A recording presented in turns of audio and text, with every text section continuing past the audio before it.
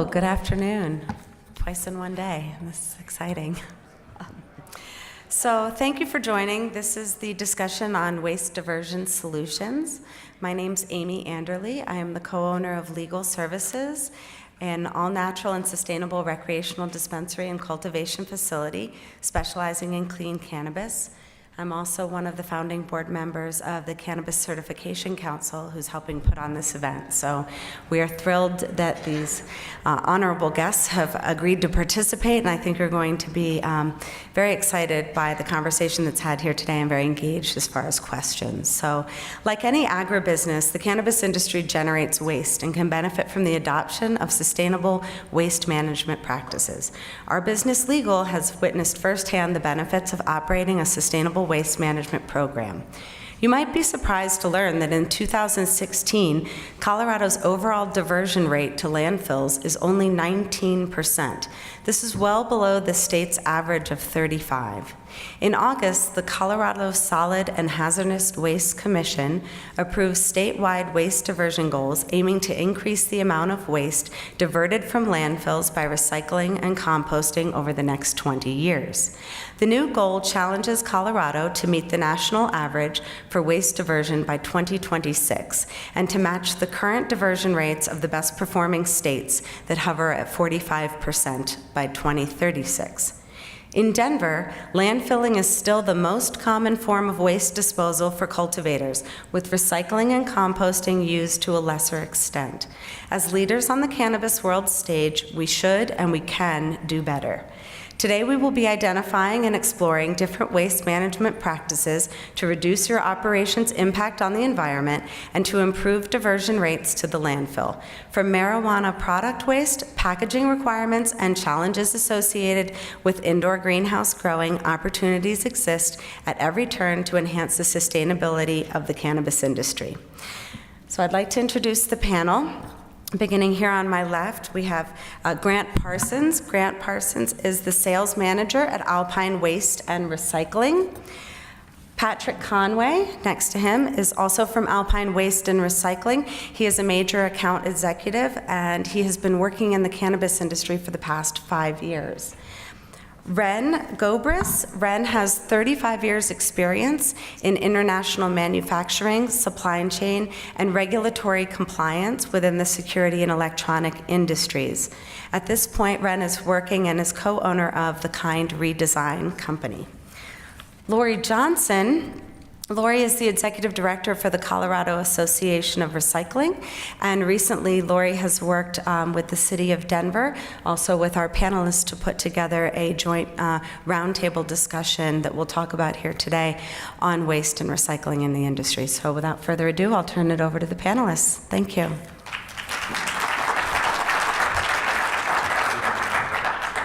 I believe it should be. Is it all?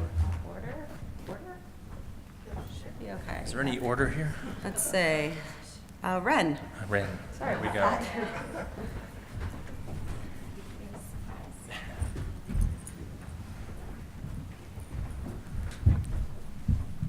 Okay, my name's Ren Gobris. I'm the founder and owner of Cannabis Regulatory Solutions, and we are a responsible vendor training provider. We provide cultivator training, and we sort of help the industry navigate through the marijuana laws. I'm also co-owner of Kind Redesigned, and Kind Redesigned is a startup where we go out to grow facilities and we take care of your marijuana waste. So what we do is we grind it up and we make bokashi out of it. So I'll be talking about that in my presentation. I was introduced as having 35 years of regulatory compliance history, and so that basically what that means is when I go to cocktail parties, I'm a pretty boring guy. You know? But beyond that, let's sort of move forward. I started in the cannabis industry for a number of reasons, but the biggest reason, maybe because I'm a little bit altruistic. The industry has a lot, we use a lot of water, we use a lot of electricity, we generate a lot of waste. And we can do better. And so that's the primary reason why I got into the industry. I want to help the industry do better. Clicker here. Should I get to there? There you go, just to the right. Okay? So I'm going to challenge everybody here to ask bigger questions. And I know we're in the cannabis industry, but I want to ask you, have you ask yourself bigger questions. What does the cannabis industry have in relation to, say, big ag, right? How could we really make the cannabis industry a lot better? And I've asked myself this question. I've asked myself this question a lot. And there are many different ways that we can do this. But one of the ways that we can do it is by adopting a technology that's called bokashi fermentation. And what this technology does is, again, it takes our cannabis waste, which right now for most of us is just a pain in the butt. I mean, it's something that we have to deal with. And what we do is we convert it into probiotic plant foods, and we convert it into soils. And so at the end of the day, this is good for the environment, it's good for the planet, it's good for society in general. And if growers use it, and if we replace our petrochemical-based nutrients, we can actually improve our bottom line as well. And so it's a triple winner. And it's something that I've spent quite a bit of time with. Over the last year, I put in a lot of my own personal money in this. I've been to Canada, talking with folks up there. I've talked to people in different states. I've been to just about every regulator in the state of Colorado, from the MED to CDPHE to the CDA. And I'm very excited about this technology. I think this is a technology that we just heard the keynote speaker say that we have such a carbon deprivation issue in this country. Well, if we can convert our marijuana waste and to help correct that problem, start a little grassroots system, have it started right here in Colorado, and take it out where we can actually change the world, well, that's pretty damn cool. And that's what I'm trying to do. So how does this all work? So I've said that this is bokashi, and really it's acetic anaerobic fermentation. So acetic meaning it's acidic, and anaerobic means without air. And so what we do is we'll go to the sites, we will grind up your marijuana, we'll then put an inoculant in it, we'll add water, we put on a lid, and we let it set. Basically, we're making kimchi, right? And then after 2 weeks, we have a probiotic plant food, and that probiotic plant food can be used to replace petrochemical-based nutrients. The solids then can be tilled right into the ground, or it can be used to make compost. So again, it's a very, very environmentally friendly process. So why would anyone want to do this? First off, it's a very cost-effective approach if you actually want to use it as a grower. If you don't want to use it as a grower, that's just fine. We want your marijuana. We want to convert it into something else, and we want to sell it and let other people use it. So I'm not up here preaching that the industry has to change their ways. No, you don't have to change your growing methods. We do want to convert your waste, though, and we want to take that waste and be able to use it elsewhere in industry or in the ag business where it can be used. This will enhance compliance with marijuana waste disposal regs. It'll help prevent diversions or marijuana going where it shouldn't. And obviously, it's going to get marijuana out of the landfills, which is the main objective. And just real quick, if you take a look at this chart, we do all of this within sealed containers. And because we're doing it inside sealed containers, there's no leachate problems. There's no issues with greenhouse gas emissions. So it's a very clean way to manage the waste. And it's a very cost-effective. It's very, it's straightforward. I mean, we're using drums. This thing isn't complicated. Today, the only negative on this list, and it's not really negative, but again, it's the current regulatory environment, it's a little bit challenging. And I've spent an awful lot of time going back to the MED, the CDPHE, the CDA, right? The alphabet soup, and trying to get this thing regulated such that it can go mainstream. And it's still a little bit challenging, but we're getting there.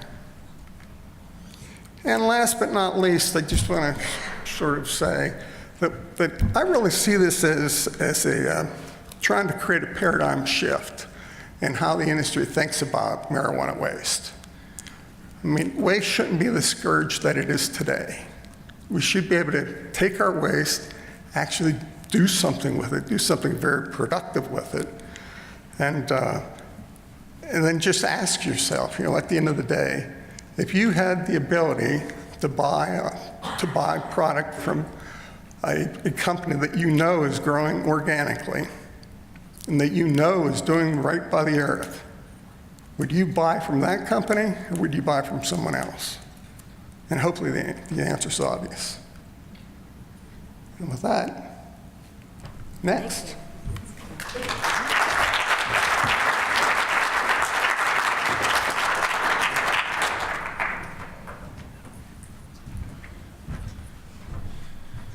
All right, thank you. I'm Grant. I work in the trash industry, so I'm a lot of fun to talk to at cocktail parties, just so you know. All right, we'll keep this fairly informal. There's usually a lot of questions that come up around this topic, and I'll kind of touch on what we do. So Alpine Waste and Recycling was founded in 1999. We started as just a trash company. Today, we're the largest local independent waste and recycle company in the state of Colorado. So really, the last 10 years, we've tried to make our focus about sustainability and helping, customers divert from the landfill. So, what we're mostly talking about is compost and recycling. So the cannabis industry, we've recognized as obviously evolving and growing rapidly. So really our industry and the cannabis industry have kind of collided in a good way for, helping a lot of our customers, divert as much as they can.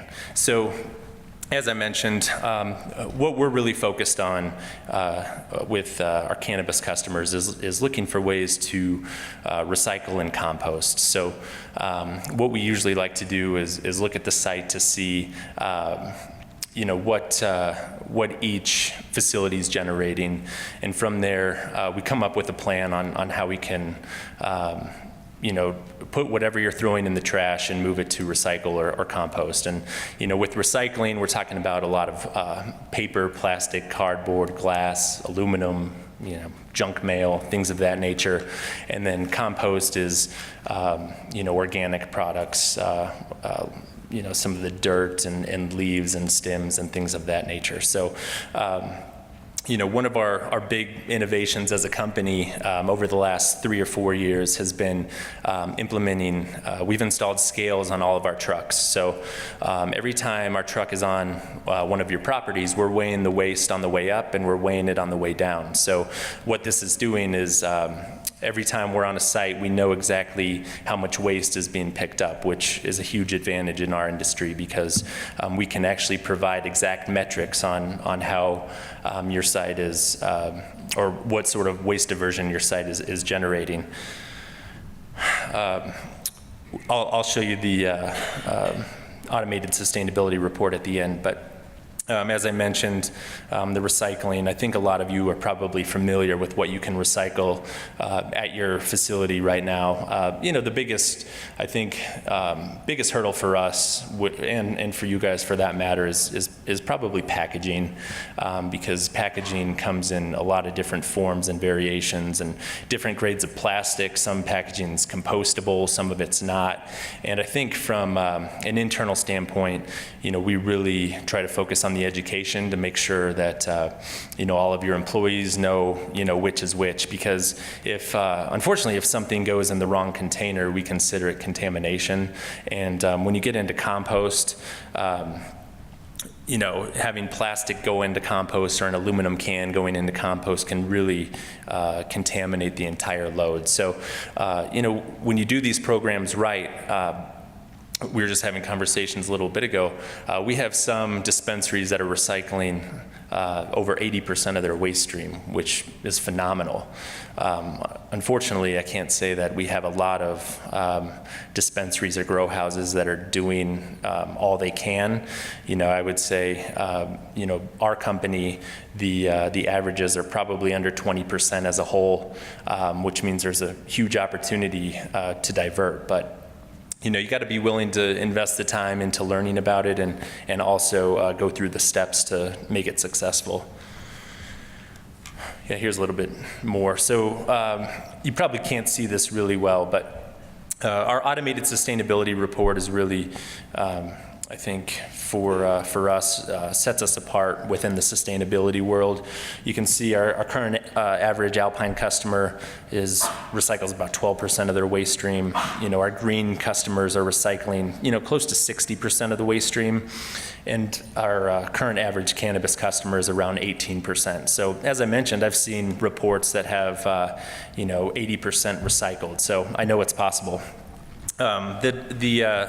The report on the side, I don't know how well you can see it, but you know, what we're looking for with this report is it shows how much trash was generated, how much landfill or how much recycling was generated, and how much compost was generated, and then it will give you your total tonnage for the month.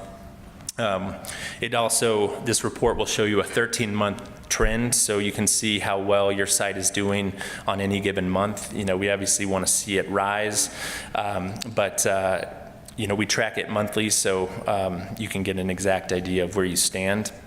One of the cool aspects of this report now is we can now code all of our customers. If it's an office building or an apartment or an HOA or a cannabis customer for that matter, we can code everyone together so you can see how you compare with other peers in your industry and other companies that you compete against. So pretty cool, just you know, go along with the tracking. And then we also have recycling tips in here, and we can show your environmental impact. So we can show what your like, for instance, we can show how many trees your site is saving, how much landfill space, how many gallons of water you're saving.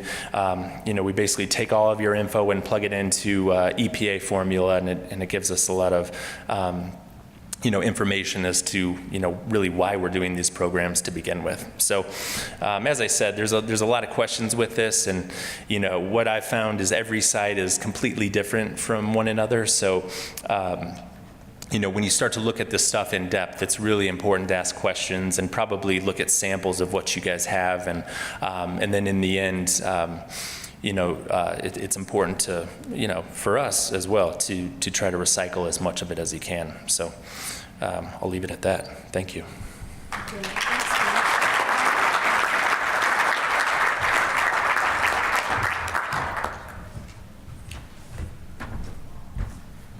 Oh, let's go the other way. We'll let Amy figure that out for a minute while. Where does the slide go? Sorry. Oh, there we go. Okay.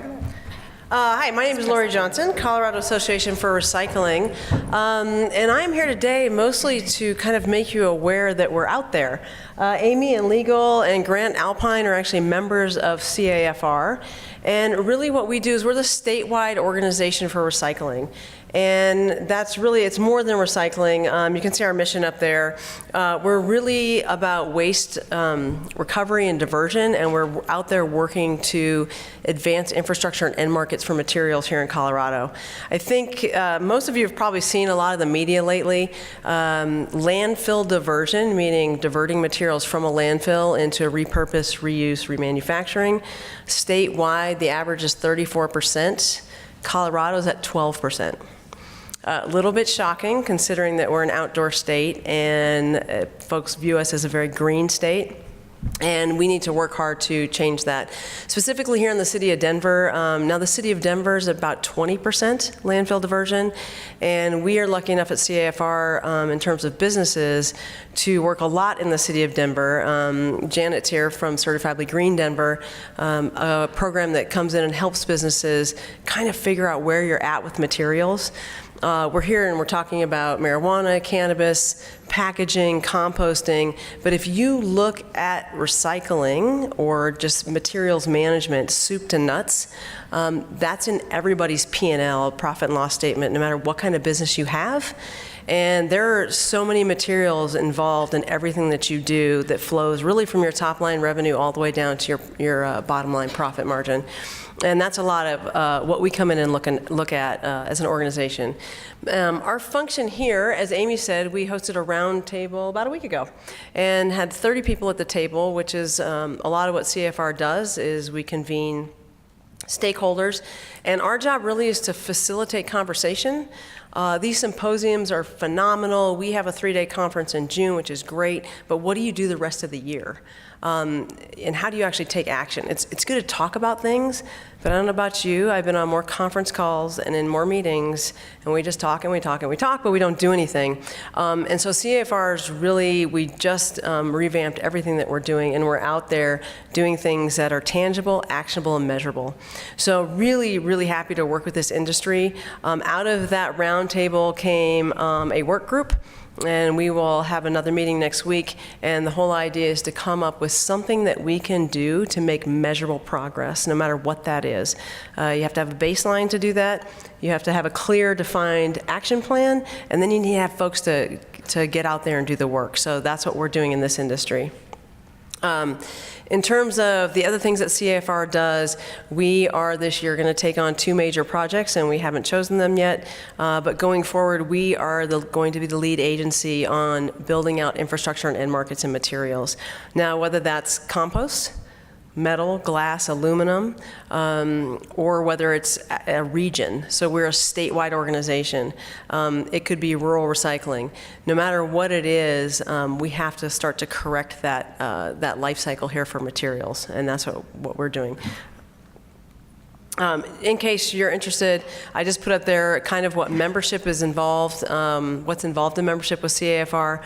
And like I said, we're just that ongoing organization. The dues are fairly minimal, nominal, to bring everyone to the table, because we don't really solve anything by ourselves. The only way we do it is through collaboration. And as we did at our roundtable, we have business owners, we have compliance, we have nonprofits.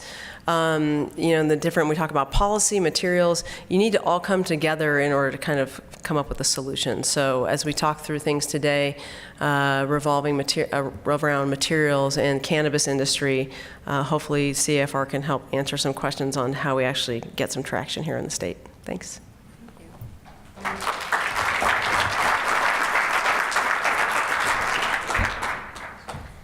So, thank you so much. I thought I would just give an overview of that roundtable. At the meeting, we identified a couple of different areas where we really sort of dug down and really figured out where we needed to find solutions. One of them was packaging, obviously. Here we have an industry where the regulation states that we have to have, for instance, child-proof packaging. It has to be resealable. It has to be individually broken down in terms of the dosages and how that can be very plastic heavy, how there are packaging companies that are finding creative and innovative solutions, whether it be the materials that they're using. And I know there's a packaging discussion going on upstairs now, and they're addressing this issue. But, so there's that aspect of it. And then we really looked at the grows. We said, yeah, we know what we can recycle. We know that there are plastic materials that are coming out, there are metals, there are light bulbs. They can go to specialty recycling if they need to. But let's talk about what we're growing plants in a soil or soil-less media, either way, something that can be very easily composted. Where is the hesitation to do this more? Why can't we take better advantage of this?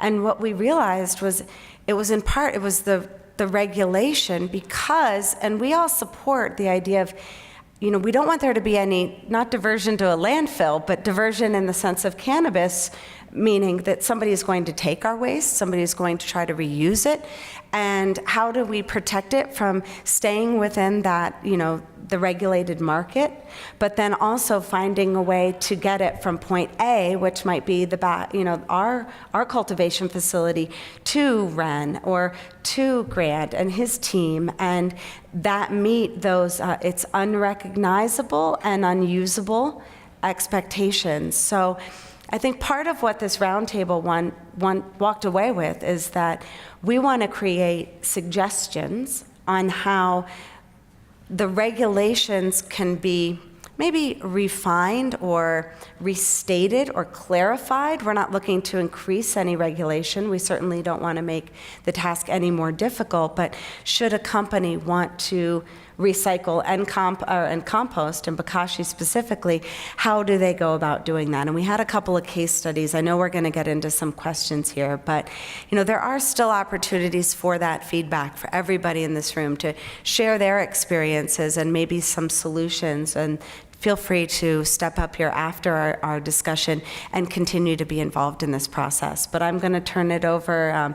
If we want to talk about a particular case study, we could do that, and I think we'll probably pull someone out of the audience for that. But Grant, why don't you and Patrick sort of lead that off?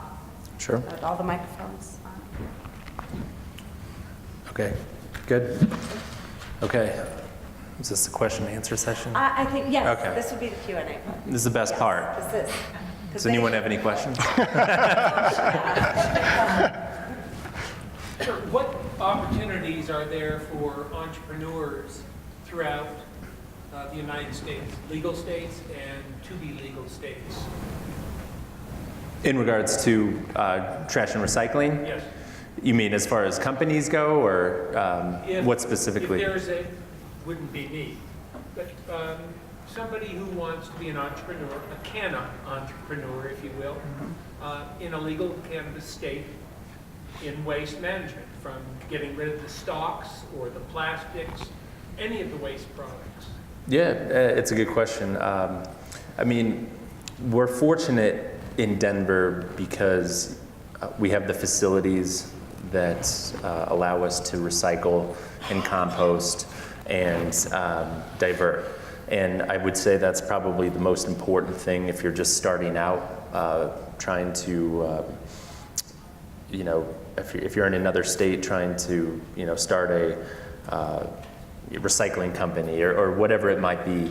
The most important thing is that you have a place to take the materials, because that's really, in our industry, probably the most cost-effective and capital-intensive investment is the facilities. Alpine is fortunate because we operate our own landfill, we have our own compost facility, and we operate our own recycling facility called Altogether Recycling. So, for us, it's taken a long time, but it's nice because we can control our cost, we can route our trucks properly, and we can, create a good sort of atmosphere to help our customers divert. Can I'll and we were just asked to have, if you guys want to ask questions, to use these mics, I think, on the sides, because they're not able to hear you. So that's something that CAFR is working on, and it's a super fun part of my job. So we're kind of taking on incubating certain ideas and innovations. So kind of like Grant saying, when you look at it's you have to somewhere to take something, right? But it even goes beyond that. So you need to develop that infrastructure. There's room for innovation there. There's room for entrepreneurs there for that collection. Ren is essentially a great example of your question. And then you need end markets. So you take that material, but what are you going to do with it? And then once you process that material, what do you process it into? And are there end markets available? And specifically, we'd like to see those end markets remain here in Colorado. So for entrepreneurs, a good place to start always too is to look at regulations and then look at the hurdles. A lot of what these roundtables are talking about. When you see the challenges for an entrepreneur, that simply just signifies opportunity, right? So I think there's a lot of room for innovation in this industry. Sure. I saw some gentlemen. Just a couple of clarifying questions. Is this on? Yeah. What's the profile of materials that you're seeing coming out of these facilities? Is it paper, is it plastic, metals and so forth? Another question you blended into, are you using single stream recycling? I think composting is great. I think recycling is kind of a mixed bag, long story, but can you describe what that stream looks like? Maybe identify some other opportunities to try and reduce that upstream, which we were talking about upstairs perhaps, but doing the reduce, reuse before we get to the recycling. So if you just characterize that waste stream a little bit. Yeah, sure. I'll let Patrick answer this. Pat set up a lot of these accounts. Well, it does differ between, the dispensary and the grow houses. But out of the dispensaries in particular, really a large portion of the waste stream coming out of dispensaries is recyclable. A lot of plastics, cardboard, most of the packaging we can take. But again, we have to look at everything as a whole and kind of give you, okay, this can go and this can't. And there's a lot of things to look at inside that. Why can one thing go and not the other? Sometimes plastics are mixed, for example. There'll be two types of plastics in one package that can't be easily split apart and done in the way that our facility operates. So, the basic recycling things that you get at your house, stuff like that, that's mostly out of the dispensary. Coming out of the grow houses, we can take things like 5-gallon buckets or the hard, rigid plastics that fertilizers come in or whatever. That can be, those can be recycled as well. And we talked a lot about in the roundtable about how there's other things that could be composted that are used widespread in the industry, but because they are, the way they are manufactured has maybe two types of material. One of them's compostable and the other one is not. So getting the industry that manufactures those to realize that and just use one material that is compostable or one material that is recyclable. So anyway, I know it's an ongoing process, but part of my job with Alpine is if you as a company are wanting to start a program, excuse me, and you're kind of like, I don't even know, where to begin, they send me out and I'll go in and look at everything and say, this is how you do it, X, Y, and Z, and here's what can go in there, and I'll train the people that work for you, and it doesn't cost you anything for that service besides adding either recycling or composting or both. So, hope that answered. Yeah, and all that. It is single stream recycling. Yeah, it's and. Have you tried separating streams? No, well, our recycling facility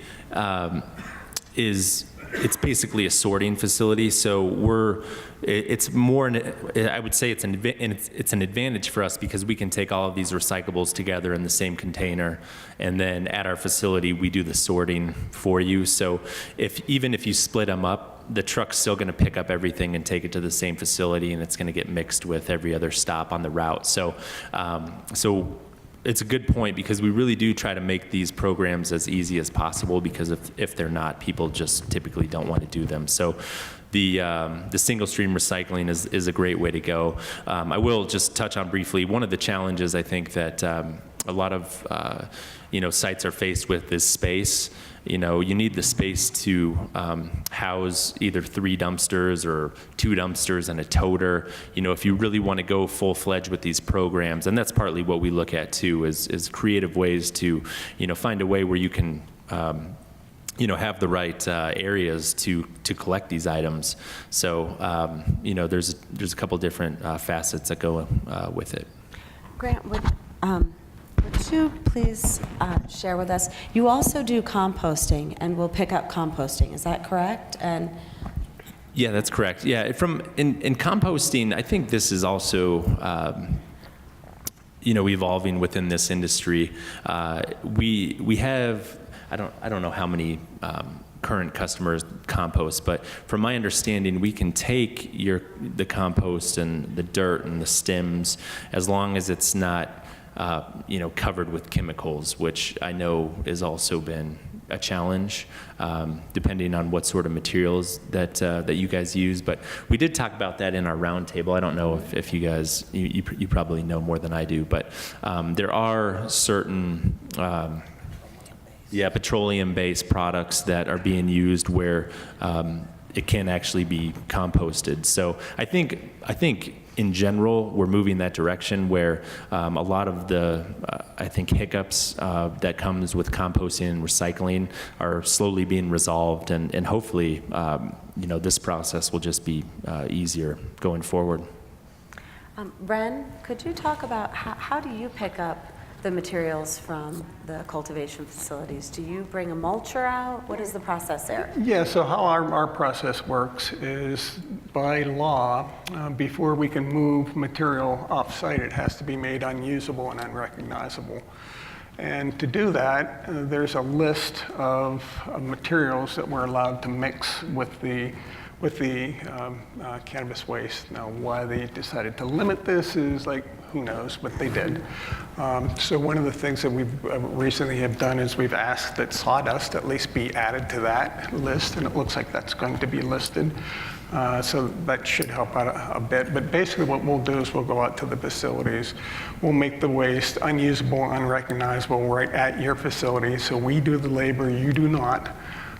So it's, you can just turn all that over to us and let your people do what you hired them for, to work on the live plants. We work on the dead ones.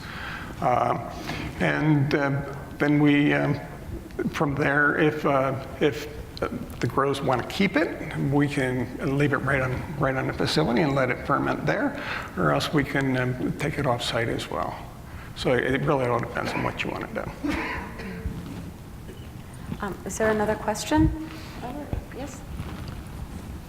I want to thank Ren for, is this on? Yeah, it should be. I want to thank Ren for being here. One of the things about Trashy is that it produces soil probiotics. So when he said that you don't have to worry about fertilizers, that's true, because what you're doing is making living soil after that Trashy method. So I wanted to thank Ren for being here. Thank you. Comments? There you go. My question goes to a couple steps that you brought up, Grant. That you mentioned that there's at least one grow operation that has 80% diversion from landfill, but then the average is 18%, and that's not an incremental difference. It's huge. So I'm wondering, for that operation that's getting 80% diversion, what is different? What is different in their processes, in their culture, to help other grows kind of close that gap? Yeah, it's a great question. I think, the most obvious answer is that they really do want to be sustainable. And, these programs, they do take a commitment. It's not just throwing out 3 dumpsters, 1 trash, 1 compost, 1 recycling, and say, okay, you guys do it. You really have to identify within your own site what's compostable, what's recyclable, and what goes in the trash. And what we do, and these accounts that are in the 80s or 70s, they're constantly in communication with us about how are we doing? How do our weights look? Are we doing the right thing? Is this recyclable? Is this compostable? I mean, there's a lot that goes into it, but, I think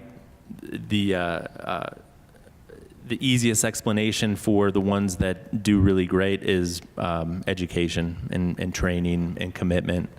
I think a lot of our customers, when they first start a site or when they first start their dispensary, they just need to get trash removal. So a lot of it's just calling us like, hey, we need a trash dumpster right now. We're starting service Monday. Let's do it. So I think our internal numbers will grow significantly as the interest grows. And, going back to it, I think just making this program easy is a huge part of it. And that's really what we try to do. So there's not a lot of thought with you and your employees on how to do it. I'd like to add on that. I think a lot of it is just the culture of the company. One of my customers is here today, and they're absolutely positively up on doing what's best, not only for the environment, but what's best for the customers. So is it better to be using something that's 100% natural for the customer? Yes. Is it best for the environment? Yes. And that's why they do it. And again, you either have this love or you don't. And I think the cannabis industry, I think, started out with most of us being small and loving it. And through the years, it's getting bigger and bigger, and people are looking at bottom lines more and more, and it's becoming a much more of a big ag, which is really disheartening. So again, I think it goes right back to the owners and what their belief systems are. Yeah, I agree. And another part of it is, there's a certain investment that needs to take place, and that's looking at, packaging that's compostable versus, going with the cheapest option, which, might not, be recyclable, like Pat was saying. So, I mean, I think the culture is a great point because, there is a certain investment. There's a time investment and usually, a capital investment when you want to recycle and compost. And, the best case scenario is when you start these programs, you see your trash just continue to shrink month by month where, some of these that are like 85, 88%, I mean, they've almost eliminated trash completely, which is phenomenal. And really not just in the cannabis world, but that number is probably one of the best in our entire company, and we have 12,000 plus accounts. So, it's impressive. I would also recommend looking at these sites too. A lot of our customers are all for, having, various people come in and look to see how they're doing it and, seeing the processes because it's important to see. I was just going to add briefly, part of the numbers being so low is the dispensaries, many of them just have trash, like Grant was saying, and I think they think, that it'd be too hard to do, and also a capital outlay to put a recycling container at the least with that trash container. But the truth is, what you see is coming out of a dispensary is it's mostly recyclable products. So you actually, recycling's much cheaper. So you're putting the waste stream in the correct container and then taking down the number of pickups you need in trash, which lowers your pricing. It almost pays for the recycling. In some cases even could if you got the numbers right, So it's not as big of an outlay as many think if the program's done correctly. So. A question for the whole panel is that, how does the cannabis industry look in relation to other industries here, whether it be offices or food and beverage and another industry and manufacturing? What do you see? Is there an interest in it from our end, or how do we shape up amongst others. I think symposiums like this, for sure. You know, like with the office buildings, the lead. Oh, here's the, Go ahead. Oh, yeah. I would say, I mean, probably the most sustainable customers that we have are office buildings. And that started with the LEED certification process, which a lot of you are probably familiar with. But the good news is, from our end, is we have huge 500-unit apartment complexes that are wanting to try compost.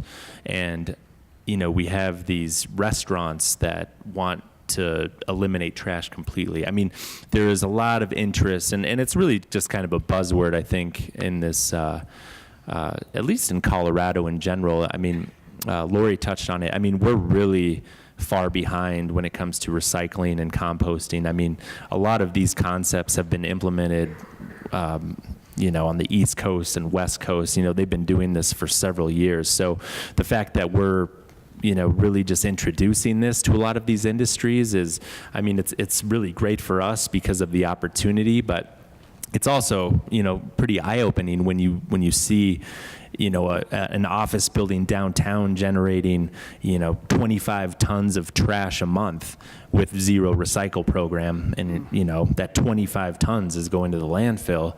And we're fortunate we get to spend time in landfills and see it, but.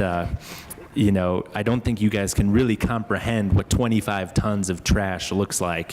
So for us, it's really sort of a rewarding job because, you know, we get to help all these industries, you know, with their diversion.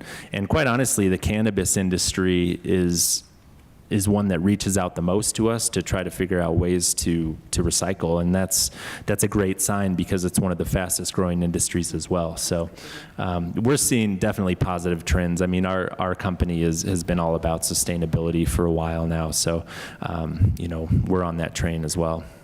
Lori? You know, yeah, I think as Amy mentioned earlier, the Colorado Department of Public Health and Environment passed just in this last month or so statewide landfill diversion goals. So what that's going to mean, there are these phenomenal companies, and we're so lucky to have so many of them at our table, that do it because they have corporate social responsibility guidelines, and they're driven as part of their culture. I mean, Dr. Bronner, you've heard of companies like that. But what you're going to probably see is in order to reach those numbers, we're going to see more and more rules, possibly regulations. And where that all starts is we typically look at business first, right? Because we know that they generate a lot of waste. And to the other gentleman's point, you know, recycling is actually at the bottom of the totem pole, right? We have reduce, reuse, remanufacture, repurpose, which we were working a ton on as well. But I think it's very, very timely, and it's good to see the cannabis industry kind of getting out ahead of the game, because you're going to start to see this come down the pipeline in Colorado. I think a lot of it is just, again, just recognition. Waste is the last thing that you think about, and it is. But everybody has it, right? Everybody needs to get rid of it. And I think once people recognize it, once they see it, and then they want to do more. And you just naturally want to do more, and you want to do more. So it's just that recognition. Thank you. Was there another question over there? Yes, sir. I think you alluded to this a little bit, but do you have anything in your pricing structure to encourage people to divert from landfill and recycle? I mean, it could be financial incentives, obviously that's a big part of it. But it's also about behavior change. It's about doing the right thing and doing what everyone else does. So for example, you've got this site that does 80% recycling.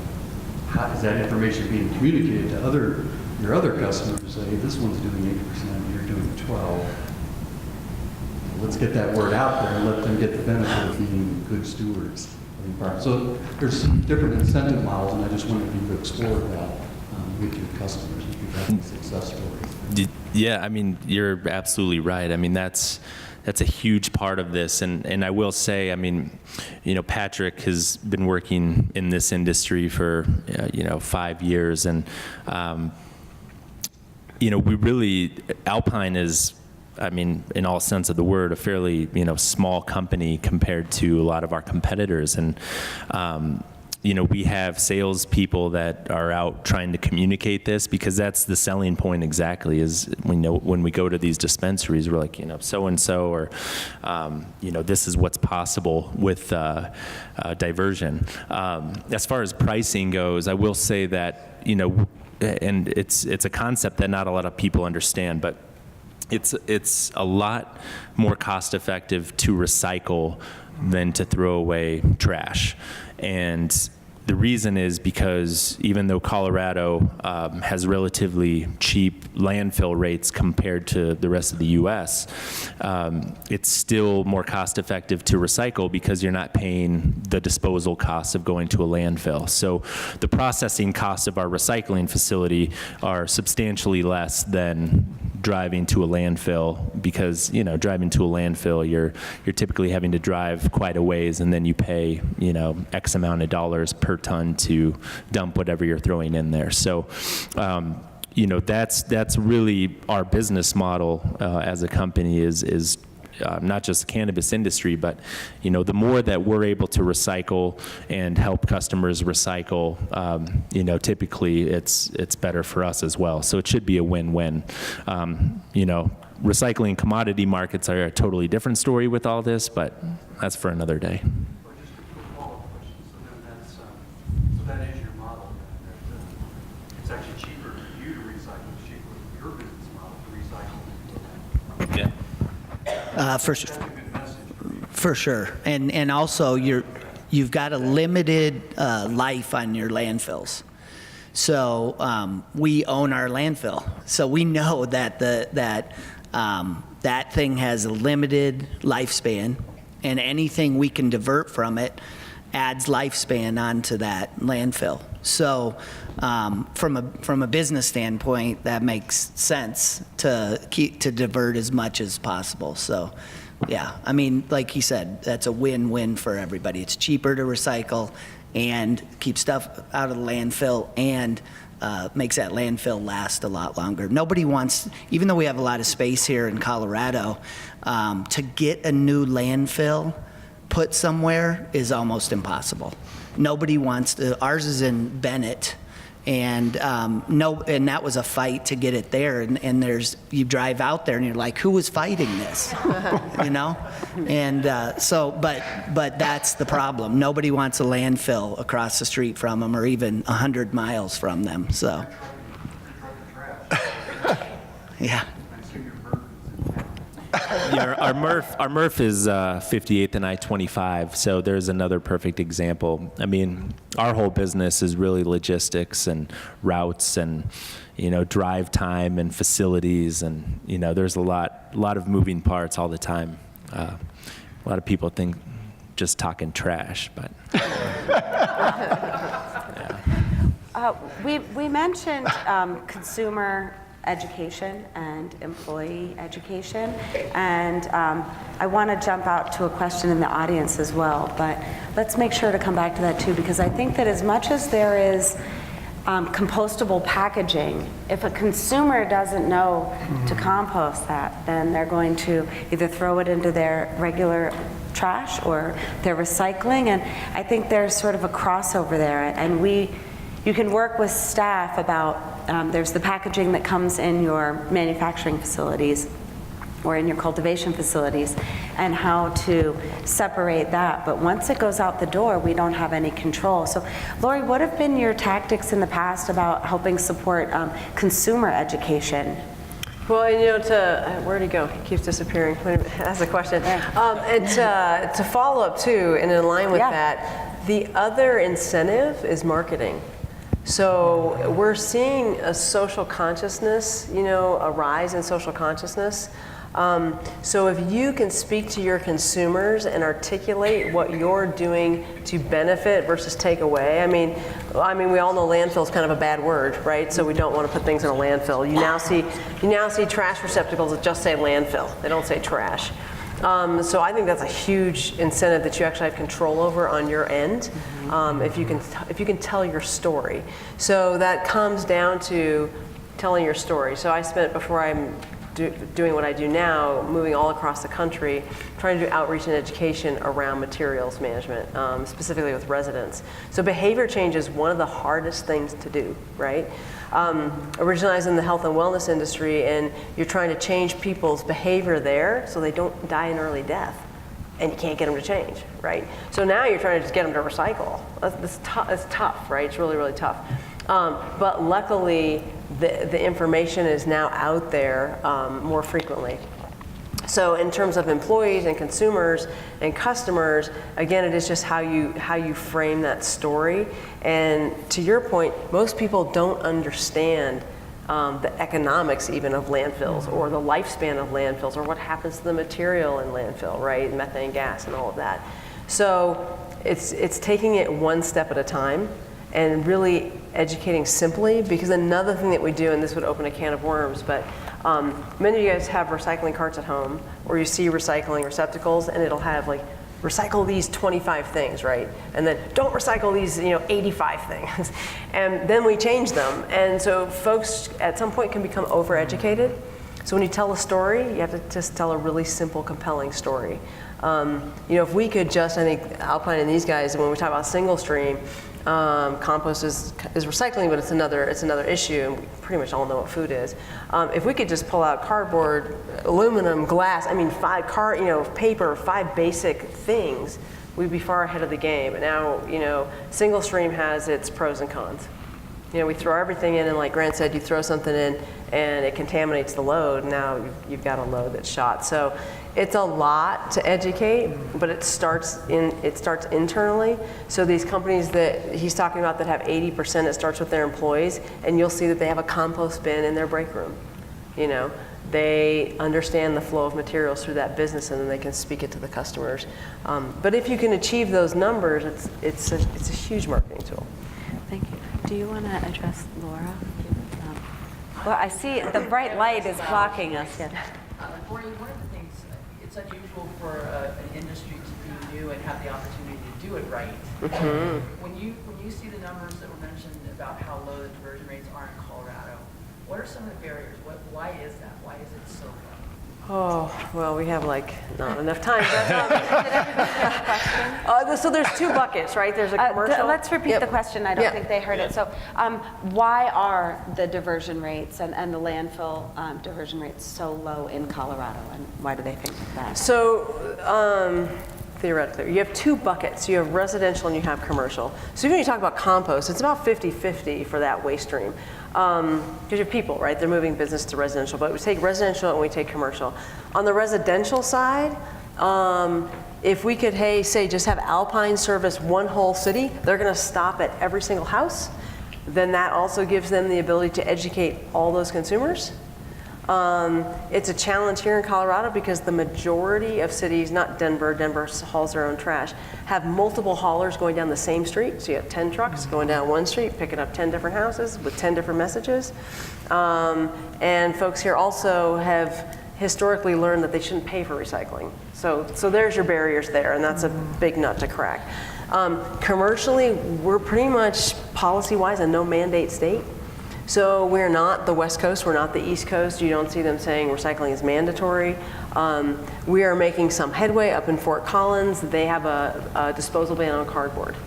So you cannot put cardboard in a disposal receptacle at all.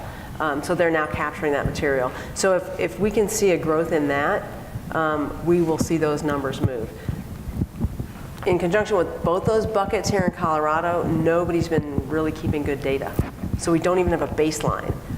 Some of us wonder how accurate that 12% is, but we don't have a baseline because we don't mandate, again, data collection. So I kind of frame a little bit of it for you. Thank you. Yeah. Yeah, I think within our industry, a lot of it, our competitors, not to name any names, but they're multi-billion-dollar corporations that operate nationally. Really, our 3 main competitors in this market do not operate, or they don't have a local presence. I mean, they're here, but it's mostly just a combination of mergers and acquisitions. So, a lot of our, speaking like from a national level, until, a lot of these big, huge, billion-dollar corporations start to invest their own resources into compost and recycling and, different ways of diversion. I mean, it's going to be really a slow process because our industry is really old school in that regard where, when you think about it, I mean, a lot of the trash companies, going back as far as when they started, were founded on, taking as much as they can to the landfill because, you can charge whatever rates you want because you're disposing it and nobody else wants to do that. And, those sort of methods still apply today, even in Colorado. I mean, you just don't see a lot of push or desire to, open up more compost facilities or, more MRFs or, make it easy for consumers to recycle. So, there's a lot of challenges, I think, just from our industry as a whole where, I don't think there's a lot of or I don't think there's enough companies like Alpine that really buy into this stuff yet. But the more, I would say, desire there is from you guys and consumers and businesses and office buildings and restaurants, I mean, the more that they demand that they want to recycle and compost and they buy into it, that's going to make things change. And luckily that's, you guys are all here for a reason, but that's the best part that we see right now is, the more responses that we get from just businesses and homeowners associations and apartments, I mean, the better it's going to be. I think on the green waste side, a lot of folks in the cannabis industry, and rightfully so, should be concerned about where their waste are going and how it's treated because of the whole situation with getting fined, getting shut down, having the MED, you can ask questions and not getting the answers to those questions quickly enough. And as more laws come into play where people fully understand them and there's a better discussion between the regulators and the regulated to move the industry forward, that we'll also see big improvements on the green waste side. Thank you. So we have just a couple of minutes. I didn't know if there were any more questions. If not, I'll let the panel sort of end with a statement they'd like to make. Anyone? Yes. Just speak up really loud or step over to the microphone there. Thank you. I'm curious, what would it look like to try to drive behavioral change with the cost, or rather the price? So if you internalize some of the environmental costs for trash going to the landfill and raise that price. You mean raise the price or raise the disposal costs? Yeah, exactly. That's exactly why I think these programs are successful on the East Coast and West Coast is because there is no longer space for landfills, so their landfill rates are, astronomical. I mean, you don't want to throw away trash or your bottom line is going to be significantly damaged. So, it's the good and bad. I mean, Colorado has so much open space that, we can just keep going east with landfills and, it's always going to be a challenge for us because, the dynamics of our state are just a lot different. And because we have so much open space, it's our disposal rates really are probably some of the lowest in the country. So, that's the challenge because you look at, composting versus trash, and it might be a little bit more expensive to compost because there's only one compost facility you can go to when there's, multiple landfills or transfer stations. So, it's unfortunately, that's always going to be a challenge. But like I said, the more demand, the better, because if there's more demand for composting, I mean, a lot of companies are going to recognize that and hopefully build more sites and have it easier access for trucks to get to and things like that. So, you know, I think it is going to change because, you know, we do have a lot of people interested in making that change. You know, there's, so to answer your question in regards to behavior change, some of you may live in a municipality that has a program called Pay As You Throw. So what that basically means is you might have a 32-gallon trash can. This is residential. Can do the same thing for business. You have a 32-gallon trash bin, a 65 and a 90, 95 or 96. And the cost goes up incrementally 100%. So if it's going to cost you $10 for the 32 and it's going to cost you $30 for the 96, you may be so inclined to recycle, and recycling is free, you know, and is composting free. So there are other ways to get past the low landfill fees, which we're probably kind of stuck with for a while. But it then comes down to the municipal level, the city level, and the citizen level, then as Grant's saying, to say, hey, you know, we want to put responsibility back on the consumer. You know, if you decide to throw away 3 times as much trash, you're going to pay 3 times as much. You know, it sounds strange, but we have a lot of customers that pay a lot more to recycle.